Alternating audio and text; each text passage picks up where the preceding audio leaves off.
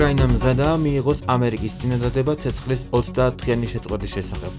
ამერიკა დაუყოვნებლივ განაახლებს სადაზვერვო ინფორმაციის გაზიარებას და უკრაინისთვის სამხედრო დახმარების მოწოდებას. ამის შესახებ უკრაინის და ამერიკის დელეგაციების ერთობლივ განცხადებაშია ნათქვამი. დღეს ჯედაში საუდის არაბეთში შეერთებულმა შტატებმა და უკრაინამ მნიშვნელოვანი ნაბიჯები გადადგეს უკრაინისთვის ხანგრძლივი მშვიდობის აღდგენის მიმართულებით.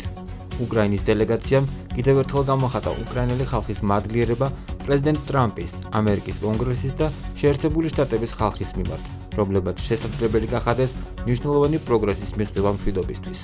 უკრაინამ გამოხატა მზადყოფნა მიიღოს ამერიკის წინადადება დაუყოვნებლივი 30-დღიანი ცეცხლის შეწყვეტის შესახებ, რომელიც შეიძლება გაგრძელდეს მხარეთა ურთიერთშეთანხმებით და რომელიც დამოკიდებულია რუსეთის ფედერაციის მიერ მიღებასა და ერთდროულ განხორციელებაზე.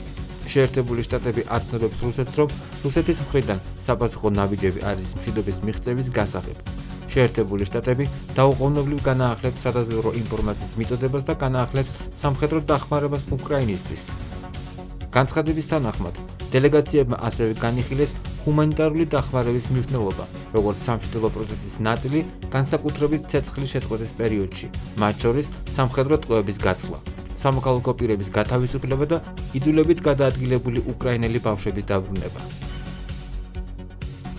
ორივე დელეგაცია შეთანხმდა, რომ დაასახელებენ თავიანთი მომლაპარაკებლების გუნდებს და დაუყოვნებლივ დაიწყებენ მოლაპარაკებებს მდგრადი მშვიდობის მისაღწევად, რომელიც უზრუნველყოფს უკრაინის გრძელვადიან უსაფრთხოებას.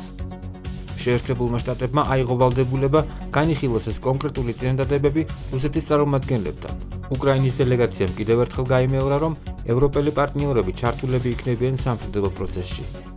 და ბოლოს, ორივე ქვეყნის პრეზიდენტები შეთანხმდნენ, რომ რაც შეიძლება მალე მოაწერონ ხელი ყოვლის მომცრომ შეთანხმებას უკრაინის სასარგებლო წიაღისეულის განვითარებისთვის, რათა გაფართოვდეს უკრაინის ეკონომიკა, დაიფაროს ამერიკული დახმარების ხარჯები და გარანტირებული იყოს უკრაინის გრძელვადიანი კეთილდღეობა და უსაფრთხოება.